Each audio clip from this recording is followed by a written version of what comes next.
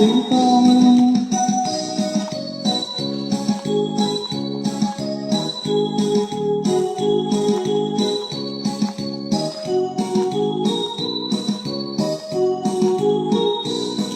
สองมือเฮาซื่อตรง